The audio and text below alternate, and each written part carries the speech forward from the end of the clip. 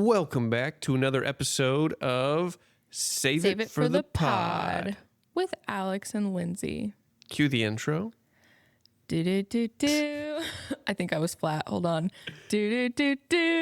Intro. Oh, wait, you're supposed to say intro. I kind of liked it when you said it. Okay. Well, what book did we read this time? We read The Correspondent by Virginia Evans. How did we come across this book? So I told some of my coworkers about this podcast that we'd started because some of them are pretty avid readers.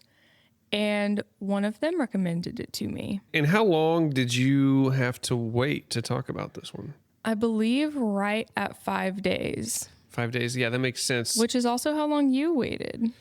Yes, that's true. Because we finished this book at the same time, and you might be asking, how could this happen? This? Oh, we'll go again. How could this happen? Oh.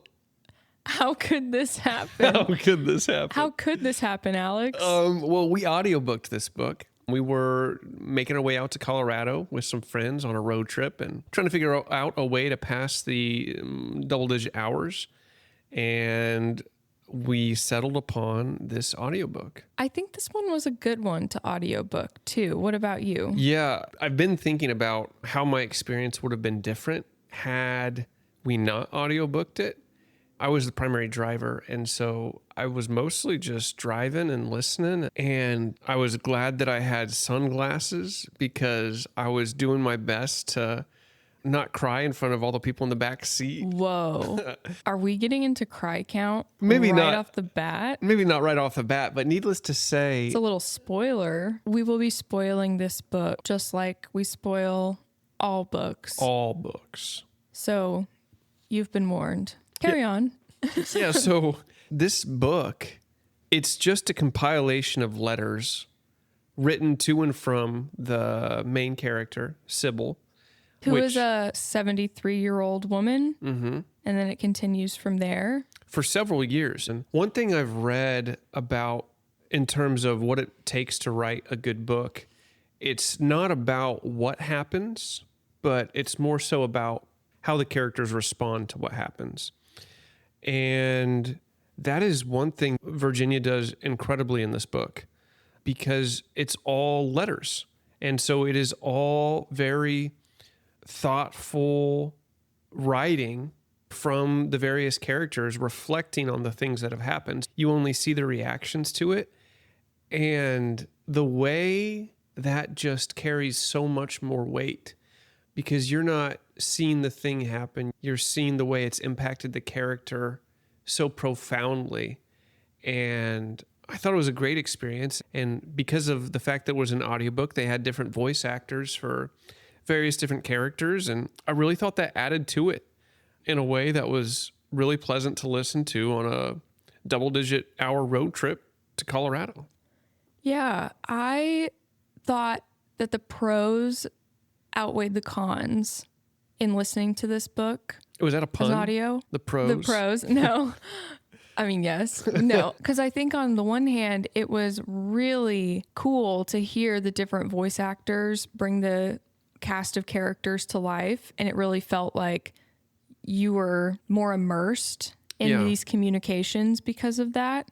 I will say it was difficult because there were times where I didn't quite catch who the letter was to, because it would read out the so-and-so and then their address at the beginning of each letter. And I would sometimes like miss that. And then I was like, crap. Like, yeah. Wait, who is this to? Or what's the context here? That's fair. Or like every time there was email correspondence in this book as well at times. And sometimes the intros to those got really long. Like it would be like the email address from this other email address and then the subject line. And then every time there was a reply to it, it would be like and then so sometimes when there was a back and forth like that got a little like, because if you're just reading that, you can kind of skim that part. Like you see the context and you don't have to focus on each word of that. Right. So that was a little bit redundant. They read the full address every single time. So they'd be like 2 Willow Lane or whatever it Yes. was every single time. Because of the voice acting in it, I typically knew who it was from before they said who it was from. And so I think that's an experience I'd have differently than if I was reading, because I think you may have to wait until the end of the letter to know who it's from. With that in mind, it was brutal every time a new letter started because you'd have to hear the address read, but at least you'd have the voice kind of giving an impression of who the person was. It was a really diverse cast of voice actors. Except there was that one time where we were like laughing because we thought that this character named Mick from Houston, Texas was going to be a letter from him, but then it turned out to be her eye doctor or something. That may have been the same voice actor for both. Yes. Or maybe it wasn't the eye doctor and it was that author that she wrote. I think all three may have been voiced by the same voice actor, which did lead us astray a couple of times. But for the most part, I thought it did pretty well. Yeah. So Sybil Van Antwerp. If you're Mick, the guy from Houston, Texas, you might say Sybil Van Antwerp. She lives in the Washington, D.C. area, and she is retired. She's the mother of 3, although one of her children died when she was about 34 or so. And she's an extremely successful legal person. She worked in a courthouse for a judge. They were in the private sector, and then he became a judge, and she followed him to be his clerk, which was like technically a step back in her career. And everyone was like, why'd she do that? But they just had a really great work partnership, shared one mind in terms of their work. So they were pretty brilliant. And so eventually her and her husband get divorced in kind of a falling out from their son's death. And then she retires and she kind of just begins to seclude herself. She conducts all of her closest relationships in life via correspondence instead of in person. Sybil communicates with tons of different people, whether that be people who work at the place where she gets her DNA tested, her neighbor, this man from Houston, Mick Wright. We thought his name was Nick the whole time, but we got a physical copy of the book today and we realized his name is Mick with an M, but we had no idea. If you were in the back of our car on the trip to Colorado, did you think it was Nick or did you think it was Mick? Was it just us? Who's to say? The book starts out where she mentions that she's been in a car accident because she is going blind. And that blindness has a lot of symbolism throughout the book, representative of the fact that she can't see herself clearly. The letter writing was a way for her to protect herself and also find meaning in her life. And so when she realized she was going blind, that was a huge thing and very scary. And by the end of it, we see that she writes less and less, and there's more time in between these letters. And it's because she is dealing with the blindness, but it's also because she's starting to live in the real world. As a result, she goes and visits her newfound siblings in Scotland. And that's a big deal because she didn't think she would ever travel. She decided not to make it out to Belgium, where her ex-husband, his funeral was. She was finally free from this self-imposed prison, and then she died. One question you asked very early on while we were listening to this book is, what do we think Sybil's flaw is? I think you asked this after the first letter that she had written that we got to listen to. Yeah, I think a lot of times in character-based writing, you're watching a character grow in some way. And it's important for my experience to try to figure out what the author's trying to tell me. And authors aren't trying to trick you in terms of the character arc of an individual. So I think if you can catch those lines pretty early on, you should be able to follow them all the way through. So that first letter, I believe, was a letter to her brother.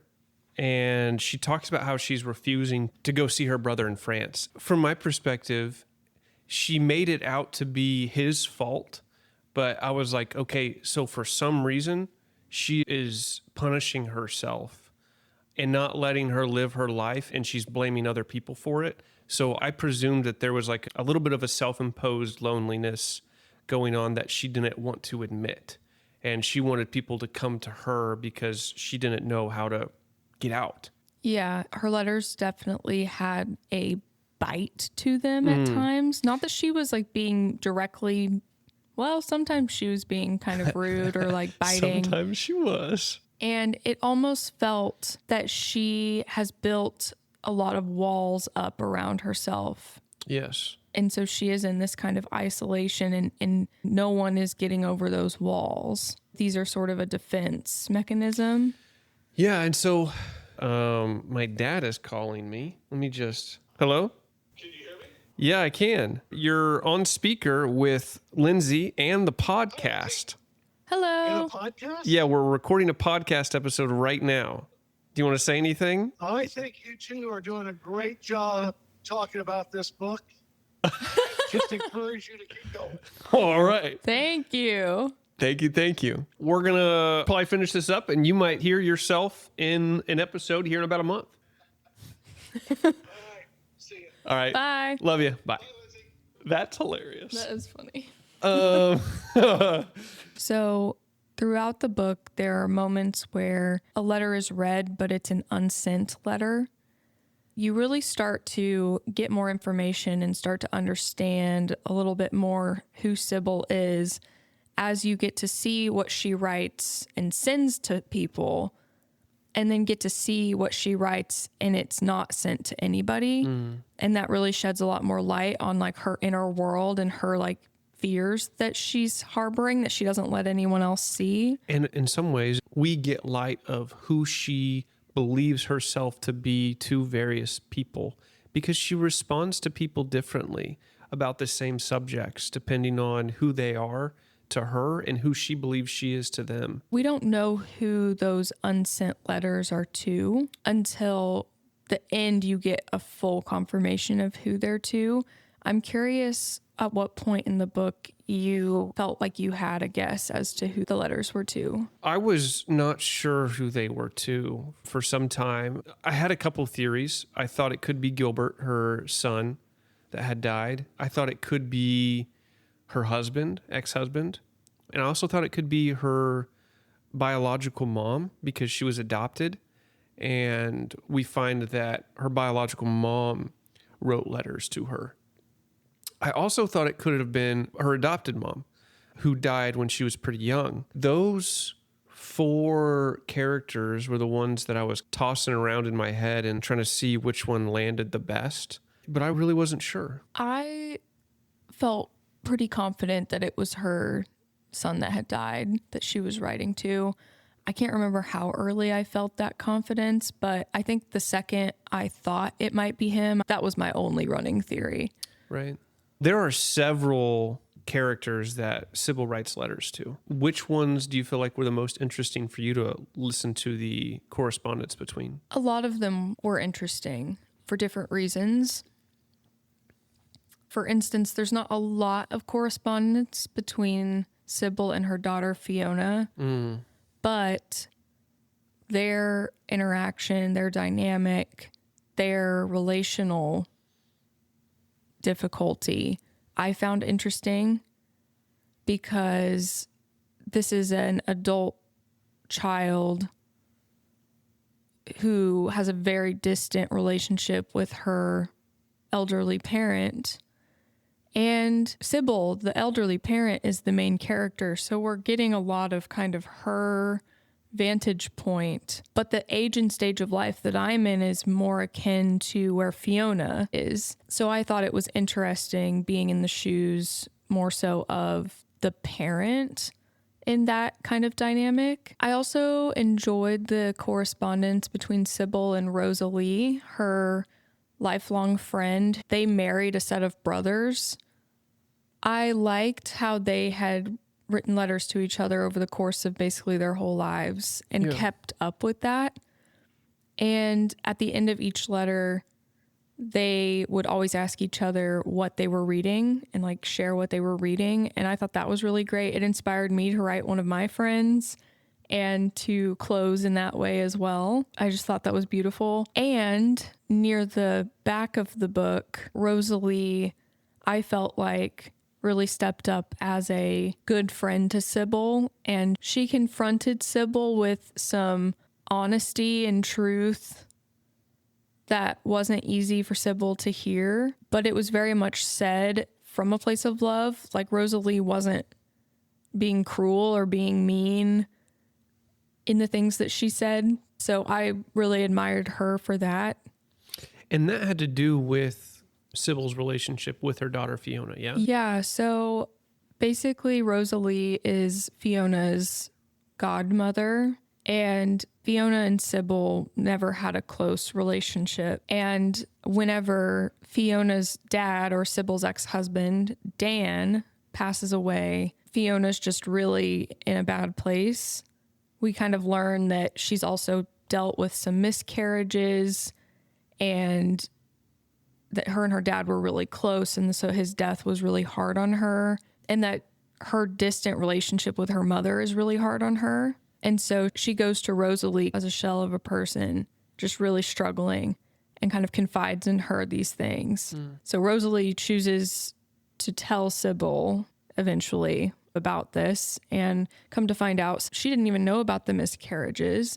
And Sybil's very offended and upset that her daughter would go to Rosalie instead of her and talk about her behind her back. And Sybil is very wounded by this and definitely lashes out, and definitely doesn't take responsibility either. Yeah, I think it was interesting that the parent here really made this all about her when her child was really struggling to work through how the relationship got to this point in the first place. It took a little bit of humility for Sybil to try to repair that relationship. And I think she kind of does towards the end of the book. She repairs a lot of her broken relationships, but it takes Sybil being humble and vulnerable, where I think she really tried to hide her vulnerability from her children for most of her life. Yes, as I was listening to their dynamic, I had the question of how much is the distance felt by parents and their adult children something that is just how it is, and there's no hope for there to be more closeness? Or how often is it that there could be more closeness, but it would take being able to communicate, being able to move past certain things? In Sybil's case, Sybil couldn't have close relationships. She had walled herself behind a fortress so tall that you could only even get a little bit of a relationship with her if you were willing to write letters with her. And I don't think there's anything Fiona could have done to get past that fortress until Sybil started taking the fortress down. Yeah. But I didn't have that conclusion immediately. As I was listening to the book, it started having those questions in my mind of where does the responsibility lie? Or how do you have close relationships or repair relationships in families like that?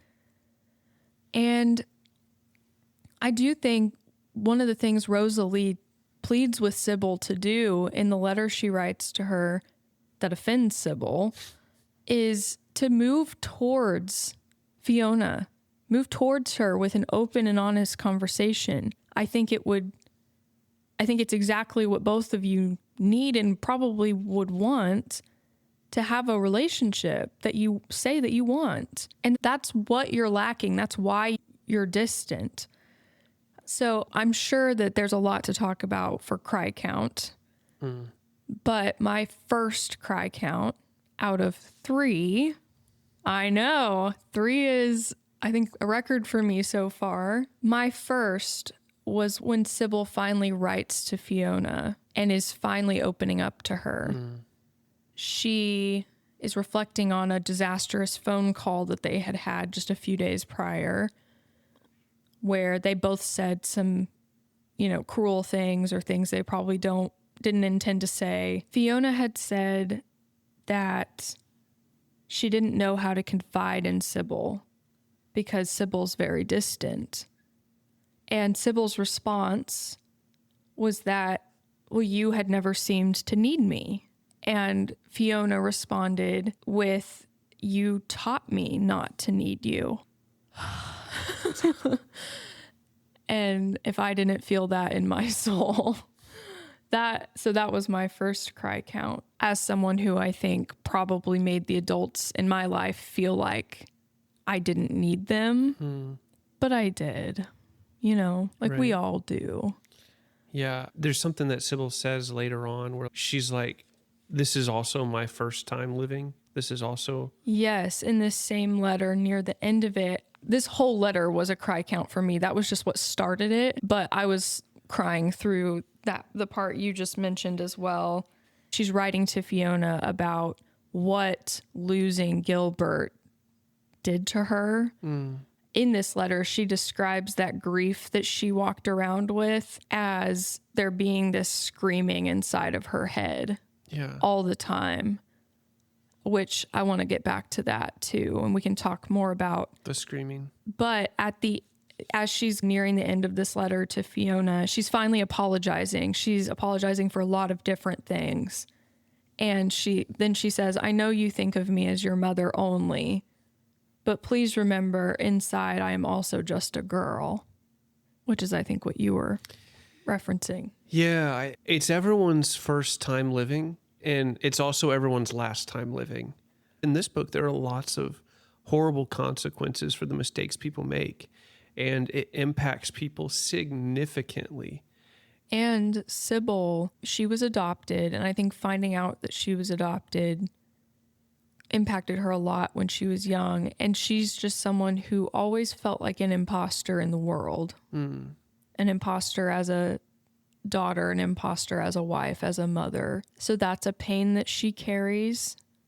And then she lost a child and she felt like it was her fault. And so all those things, it really compounds to make her first time through life very difficult. I don't think she ever intended to teach Fiona that Fiona shouldn't need her, but she did.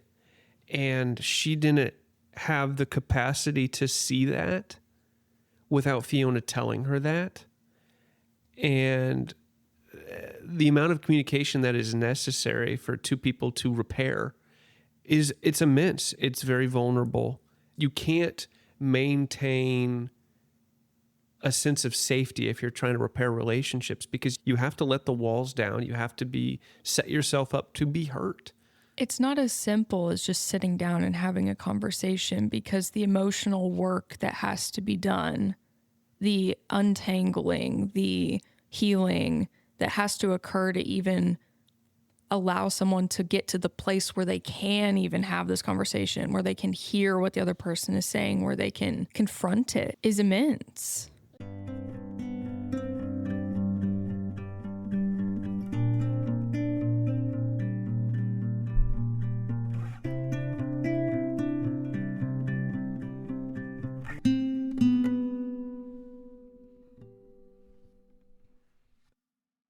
One thing that this book does just so well is you feel the weight of the emotional battles that each of them are going through.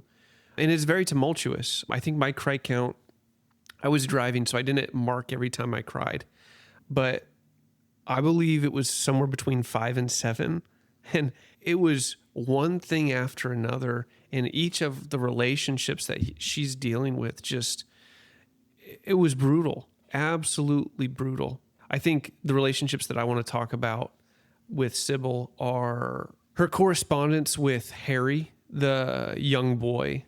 And even talking about it now, it just, absolutely breaks my heart. And then I think her neighbor Theodore, that was some heavy conversations that she had with him, and it ties back to the screaming in her mind. What touched you about her correspondence with Harry? There was a lot going on in the relationship between Sybil and Harry. Because I think in some ways, Harry was like a new son to her, a grandson, but also like kind of a Gilbert stand-in a way. And maybe not. because they were so different than Gilbert, and she mentions that. I think she feels that Harry is similar to her in some ways. Yeah, and even the new sister that she came to find later on. But Harry is a very bright kid who is in a difficult family situation because his mother is not very mentally well. And his father is a very impressive, I believe he's the new clerk after Sybil left or something like that. So they worked together briefly under Judge Donnelly, who was her partner in the private practice they had before. She clerked for him. And Harry's dad just doesn't really seem to connect to him. And they're not honest with Harry about the severity of what's going on in the mom and dad's relationship. And he's not stupid. He picks up on it really fast and feels like he can't be needed, ironically enough, which is something Fiona's also dealt with Sybil.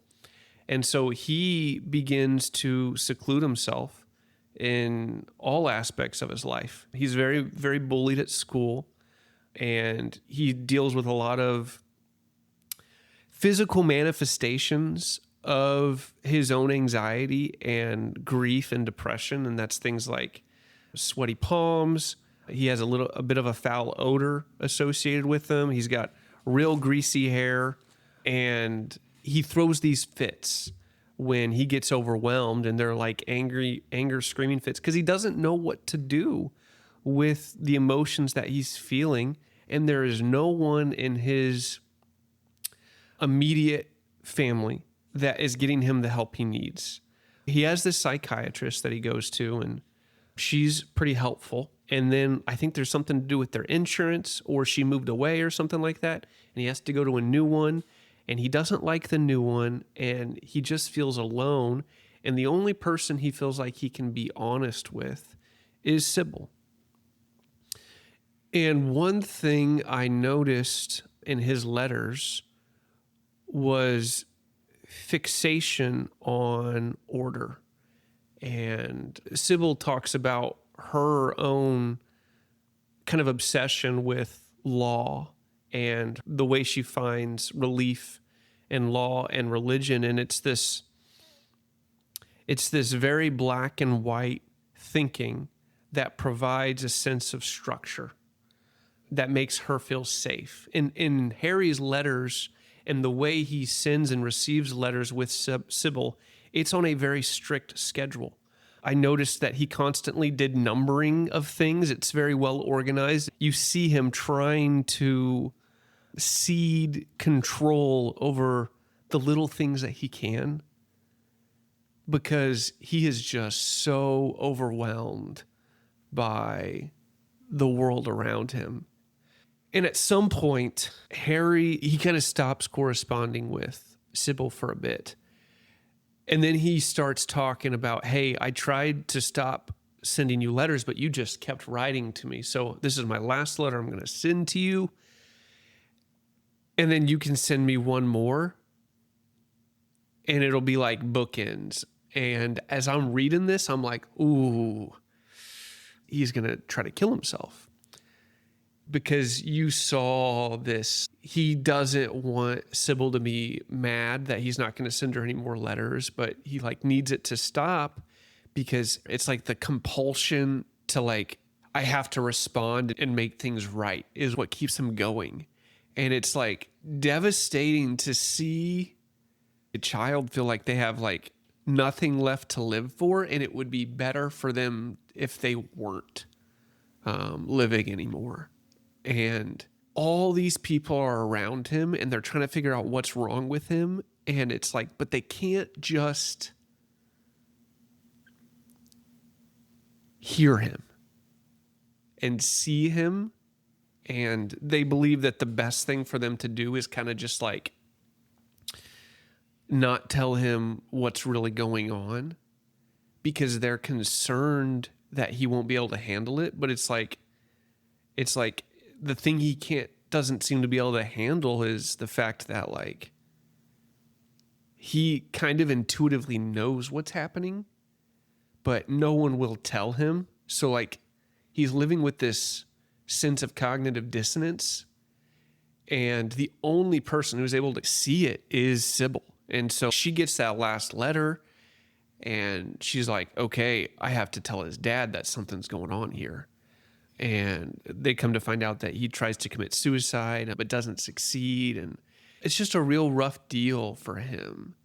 But like she remains constant for him in this relationship and provides him kind of a safe space. After that happens, that he actually goes and lives with her for a time. Yes. For some months, I believe. And it's while he's kind of living with her that he finally has someone who is honest with him and gives him a sense of stability, someone in his corner. I think it's good for both of them. It really stuck out to me whenever Harry does end up leaving after he stayed with her for months. She's gotten used to having this child in her house. And she writes, maybe to Rosalie, I can't remember who, but she says something like, the quiet now feels like loneliness and it didn't before.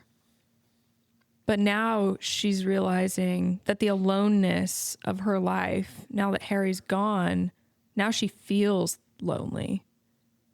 So it opened her up to maybe becoming aware of that. They both had such a need for someone to just be with them. And they also were like, they truly liked one another. That's difficult for the people around both of them, because I think, of course, Harry's mom and dad loved him. But from his perspective, he just felt like a burden and didn't feel liked. And I know that, you can say you love someone, but it's hard to feel loved if you don't feel liked. And what both of them did for each other was they liked one another and they really loved one another. And they were something the other needed. And they were able to recognize what they lacked afterwards, after they worked together for a little bit.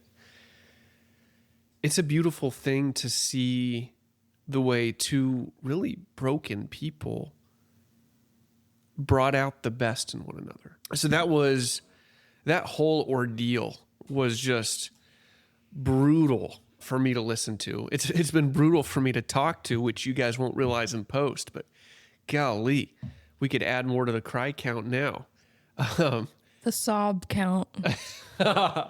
And I think another thing I was trying to figure out was how this book was compiled. I was like, is this Harry going through her letters after the fact, after she's died? And he's like trying to compose a narrative about her, or how it goes. I wasn't sure. But golly, that relationship in and of itself would have been a great book. So shout out to Virginia for that whole relationship. It was just such a well done deal. I think that really moved me on several occasions.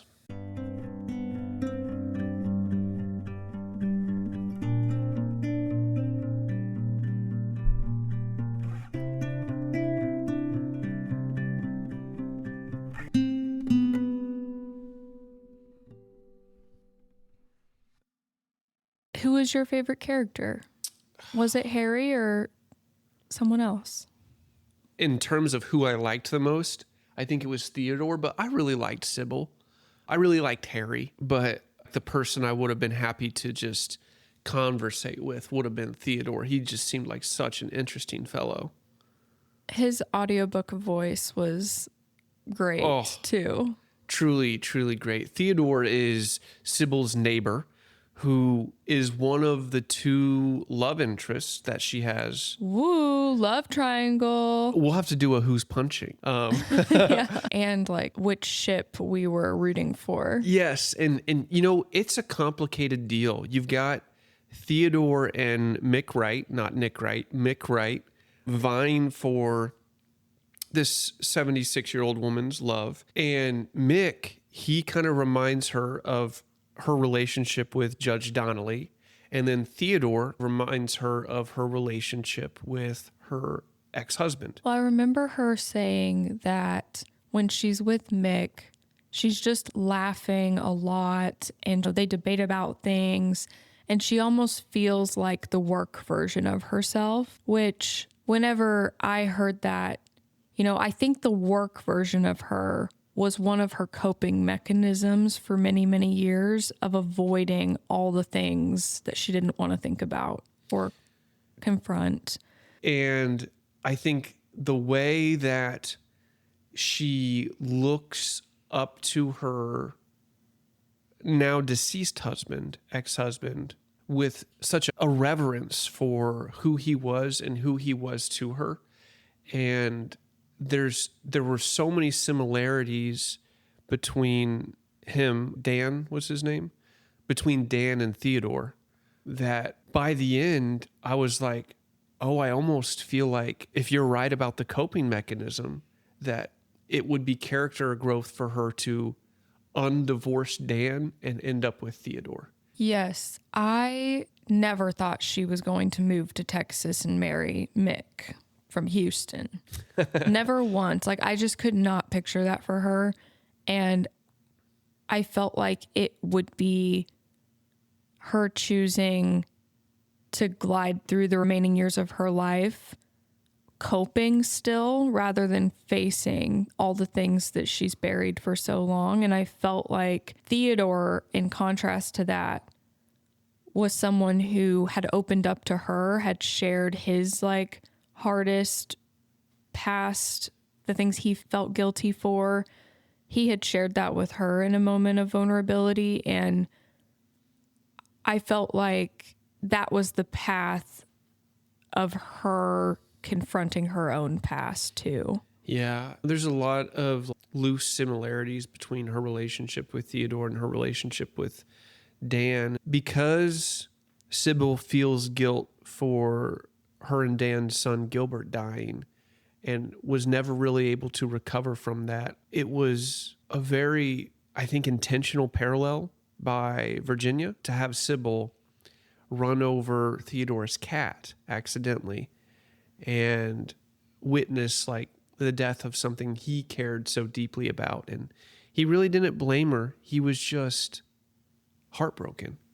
And so they go through trauma that mirrors a type of a trauma that came before, even if it's to a lesser degree. And because she's not able to hide her involvement, she's able to continue that relationship. I think she kept that secret of the way she blamed herself for her lack of attention to her son when he was diving in a do not dive zone. She kind of kept that to herself her whole life. That's not something that we learn until near the end of the book. The truth of what happened the day her son died was that she was working while she was supposed to be watching him, and he was trying to get her attention over and over and over. Mom, watch me dive. Mom, watch me dive. And she just wasn't giving him any attention. And she was getting frustrated with him. And he goes from the safe place he was at on the dock to a rock near the shore to dive off of that instead. And she, because she's not even looking up from her work, doesn't even know that that is the case, and tells him, go, jump. And that's how he dies. And so she carries that guilt. But I wanted to ask, we don't actually know that it's guilt that she's carrying. We don't explicitly know that until we finally learn what happened. And this is near the end of the book. So we know she's obviously carrying the grief that her son died. Did you suspect that it was guilt as well? I thought that she was involved in some way in the death of her son. And I know she wrote an angry letter to an editor in a newspaper about a parent who had backed over their child.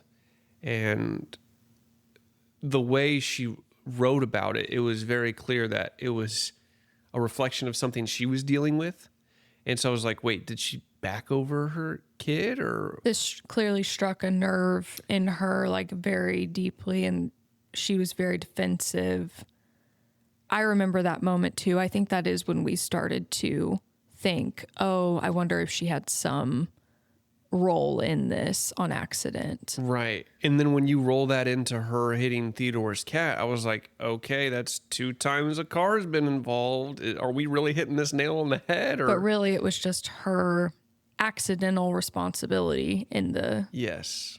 When she continued on that thread of the relationship between Dan and Theodore, the way they mirror one another, Theodore is the one she confesses her involvement in her son's death too. And you mentioned that she talks about how like that guilt was like a voice screaming in her mind. So when she tells Fiona that since Gilbert's death, she just walks around going about her day every day with this screaming, what feels like screaming inside her mind. And that's what the grief feels like.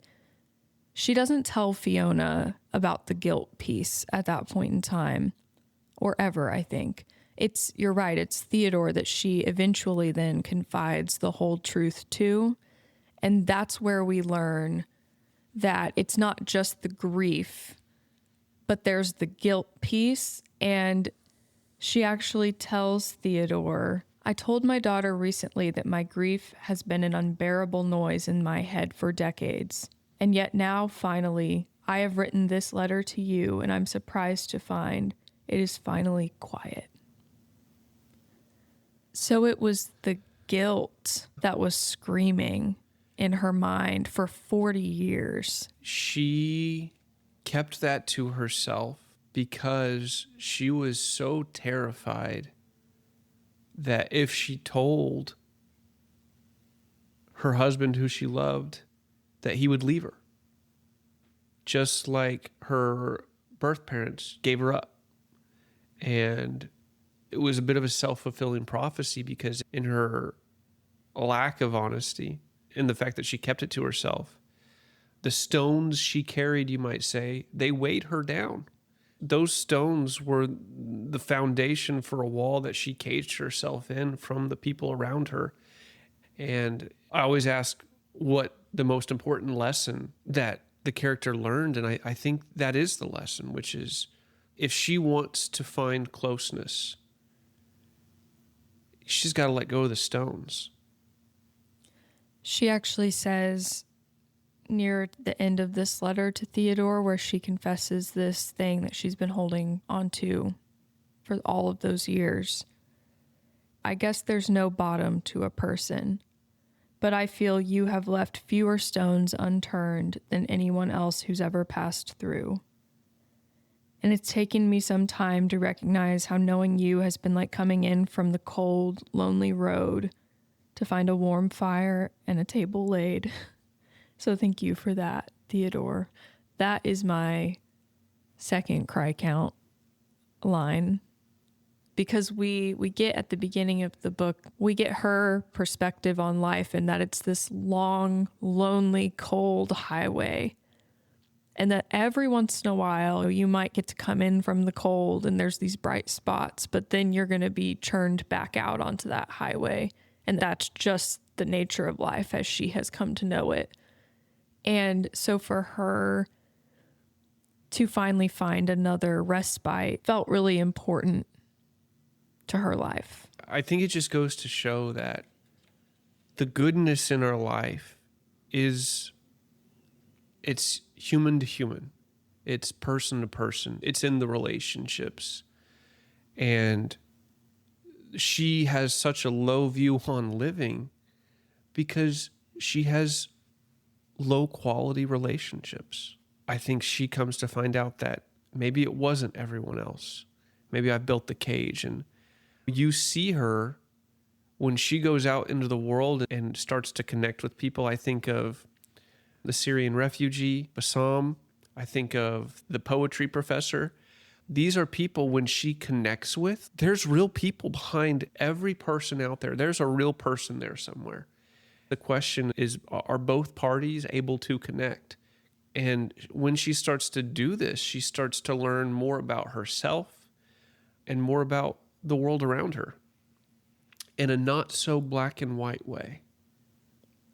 Why did Sybil not go to Dan's funeral? Because she had the ticket, she was going to go, Yeah. and then she didn't go. And that really let Fiona down. That really hurt Fiona that her mom didn't show up for that of all things. But I felt by the end of the book, I knew why she didn't go. So I wanted to hear what you thought. I think in some ways, she just feels such an immense amount of guilt for what she kept from him that she doesn't know how to face him even after death. If she were to go, I feel like she knows that she has to face some of that guilt. And I just don't think she's ready. The book closes with an unsent letter she was trying to write to Dan. She never got it right. She couldn't say what she needed to, and then he died and she never got to say it. And it was just heartbreaking to get through. It was. And it was an interesting choice because that's what the book ended on. And it was back from like 2015 when the book ends in like 2021 or sometime in the future from that, where she's had all of this growth. But this catapults you back into a time before she had all of the growth that she had at the end of her life. I'm curious what you think the author was doing and what it meant to you to have that at the very end of the book like that. For me, when that was thrown in at the end, it was like, don't forget that this is what she was dealing with. In case you missed it, this is why.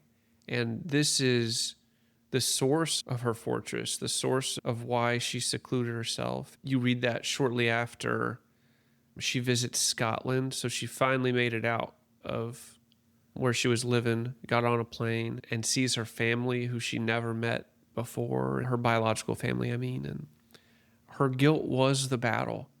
This is what a broken woman with guilt looks like. Because in every other letter that we saw, she finished them.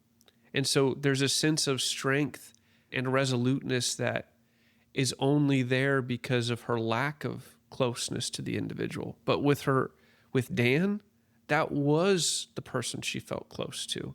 And so she just couldn't bring herself to be vulnerable to this man who she felt like she betrayed. I think just kind of a cap on the explanation of the guilt she felt. Yeah, I think you're right that to show us that letter back before the growth that we got to witness at the very end of her life was to put that growth in higher relief and contrast, because it reminded you like all the brokenness she was carrying before and all the limitations and guilt. And I remember in that letter to Dan that she never sent and never finished was she's so afraid that her life is just completely meaningless. She's going blind. These letters were the only thing that gave her meaning at this point, and she's not going to have it. And you could just feel her like panic and fear over that in what she was writing. She was feeling all of that, but then by the end of her life that we had just been reading about, she wasn't writing letters anymore. So the thing that was like this huge fear of losing, that's not a part of her life anymore. And she has a more full life the last few years of her life. If you weren't exactly sure why she didn't go to Dan's funeral before, when you read that letter that she was never able to send to him, I think that it perfectly explains it. It's that she needed to say those things to him. She never did. So she couldn't go to the funeral. Yeah. She couldn't have closure because she never said what she needed to say. He died before she had her character growth. He did. And I actually wanted to ask, do you think had she been able to tell him what she needed to tell him, how would he have responded? I think he would have given her a hug and said he knew. I don't think he would have blamed her the way that she blamed herself for what happened. Yeah. And it's sad that she sabotaged her life and her relationship, her family, over something that I guess it's hard to say how Dan would have reacted earlier in their life to learning that. But certainly by the end of his life, I don't think he would have held it against her like the way she was holding it against herself. And Theodore sent that letter to Fiona. Yes. Golly, Theodore's just an absolute saint. My goodness. Such a lovely man. He is doing Sybil's relationship reparation after her death and trying to help people see the Sybil that he kind of sees, because she is honest with him. And he sends that letter in, a letter that he writes to Fiona, and that's the book. That's the That's book. That's where it leaves you. It's just an incredibly emotional book.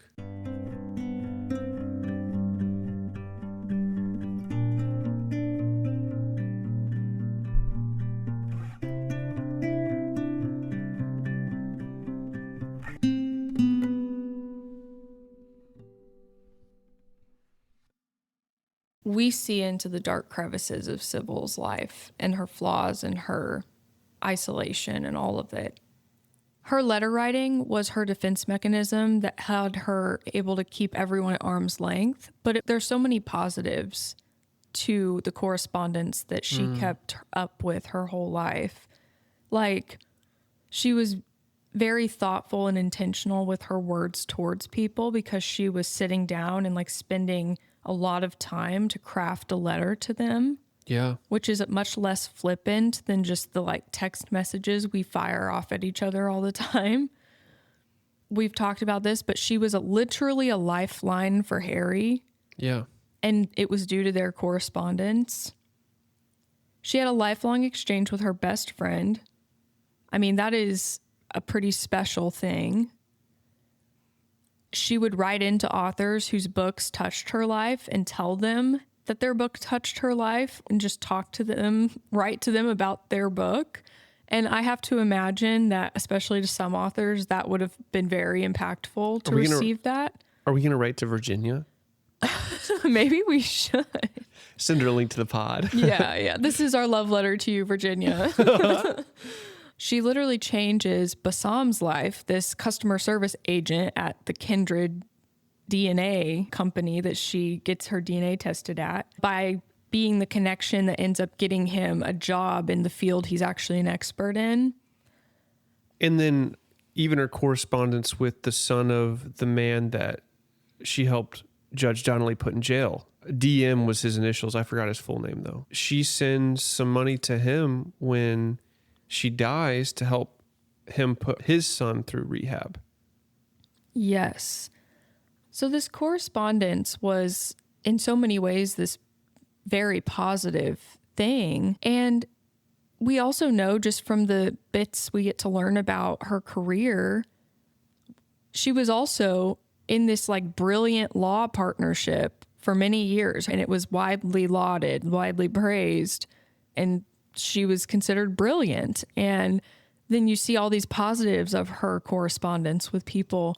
It just goes to show how much good we are capable of putting into the world whilst being deeply broken on the inside and likely hurting the people that we love most, or that are closest to us, who care about us the most and see us just broken. And it reminded me of a book that we read recently, a few months ago, Till We Have Faces by C.S. Lewis. Oh, interesting. Because the main character in that book, not to spoil that book, but the main character in that book is someone who, when you read about the account of their life from the outside lens of other people, it was this very good, wise, generous ruler who made the kingdom better and greatly improved. And she was just seen with such high regard. But the whole story is her dealing with her own guilt and her Right. own brokenness inside. And so you would have known. That's fair. Yeah. This literally felt just like that. Yeah. In terms of what these characters were carrying on the inside and what it did to them on the inside versus what the general people might perceive about this person, barring the ones closest who know. Like Fiona felt the pain that was inflicted by her mother's inability to get close to her. It's almost as if to say that the closer you were supposed to be to this person by just proximity, like familial proximity, those relationships were fairly weak. But when she has time to think about how she interacts with the world, like those relationships are very strong. And they're not really even relationships. They're just impact of her mind because she's such a talented individual. Yeah, I think it goes to show that you don't know what people are carrying. And someone who may come off as very successful, very confident, maybe even arrogant or totally fine, may be carrying a lot.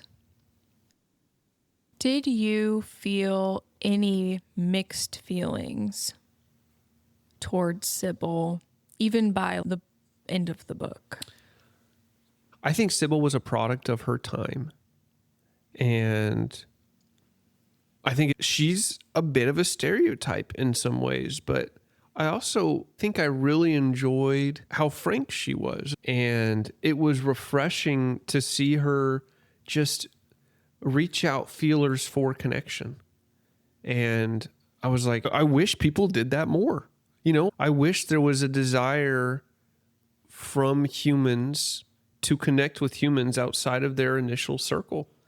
And I think even though she was a prickly person that was sometimes not necessarily very politically correct, I really enjoyed her as an individual. I thought she was incredibly witty because I saw all aspects of the way she communicated with various peoples. I think I had a better pulse on who she was than if I just received one of those letters. And I think the more you see of the person behind the mean thing, the easier it is to give them the benefit of the doubt. Yeah. What about you? I like Sybil too, or maybe I should say, and I was left with just a little bit of lingering mixed feelings about how Sybil failed her whole family, like her entire life. I'm glad that she finally dealt with all of her baggage in the last few years of her life and that she finally felt free of it. But God, maybe it's hard to not put myself in the shoes of Fiona. Great, Mom. Like, I'm so glad that you are now traveling and meeting your biological family in Scotland. And, you're finally doing these things that you could never do to show up for me. Right.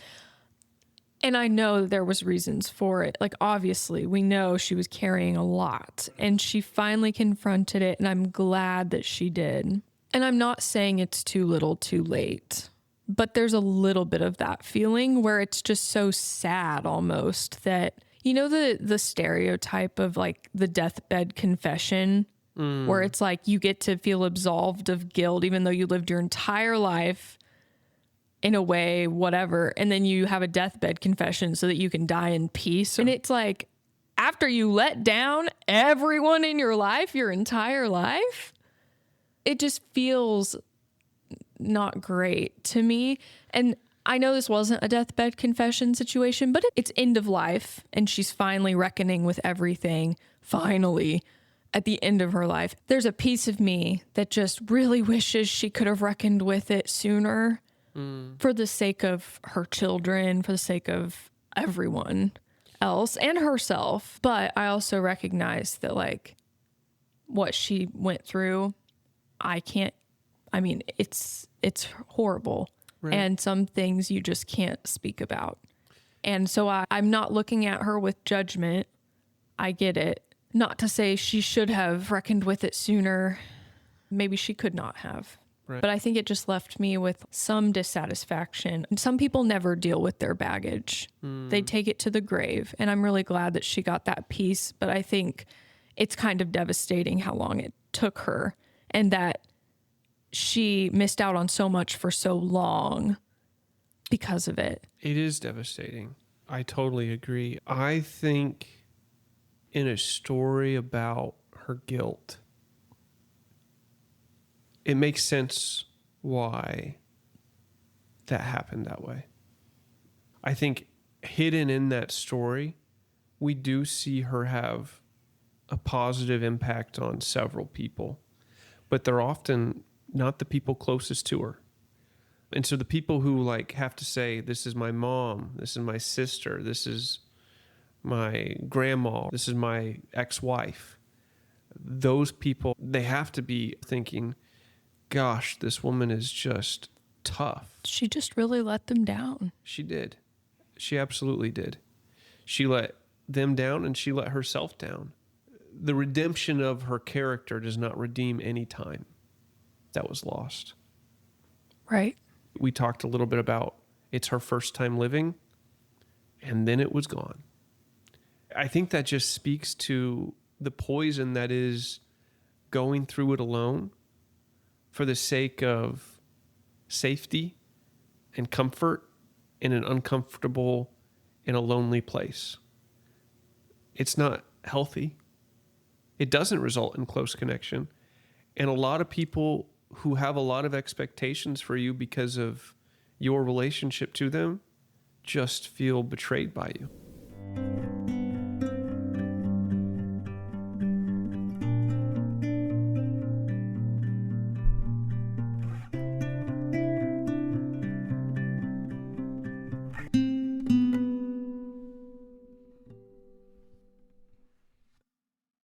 All right, Lindsey, thumbs up or thumbs down on this book? This is a thumbs up for me. I have come to find that my favorite kind of book is one where the characters feel very real, like they're coming right off the page as a real person with all of the complexities involved with that.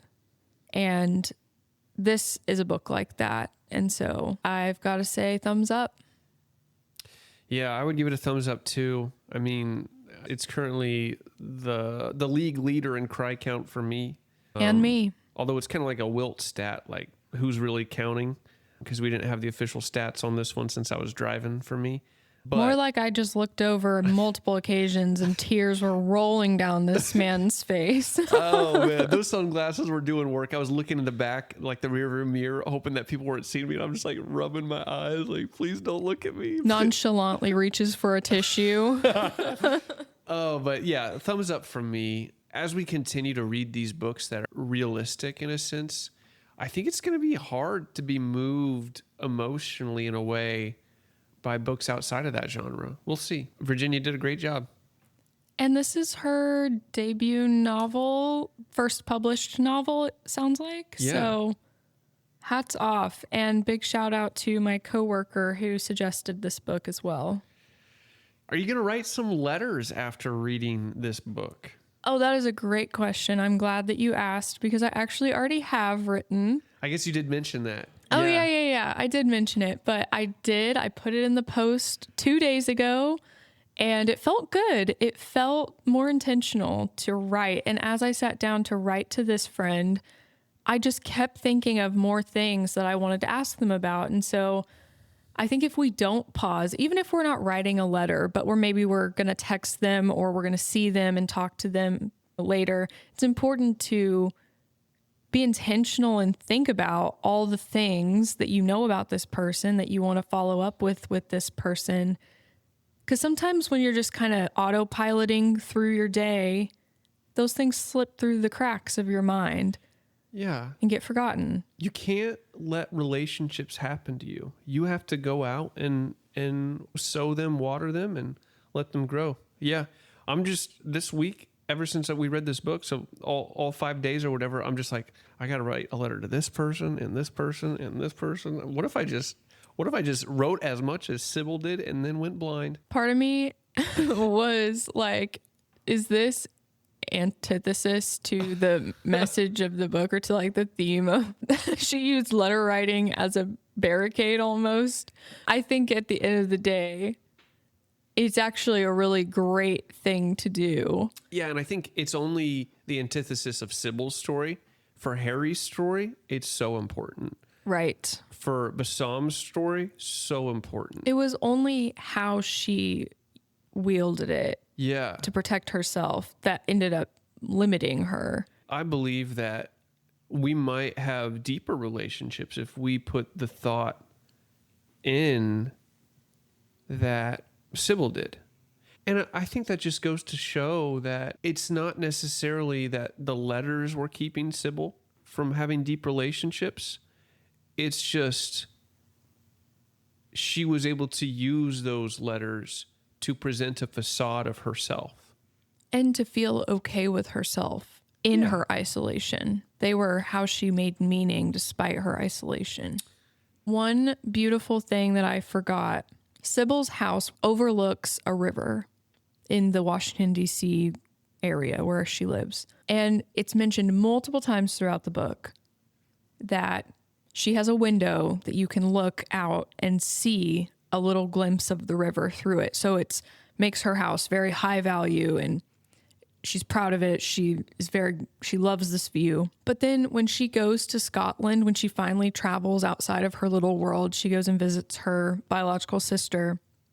She's literally writing, I can't remember if it's to Rosalie or to Theodore, but she's like, oh, can you imagine? I thought that view was such a great view. Oh, what I see now. And her world, that was just so beautiful to show how much her world was expanding. Yeah. To include all of these beautiful things that she had always sealed off and never allowed herself to have. Right. And so that stuck out to me, and I wanted to mention it at some point.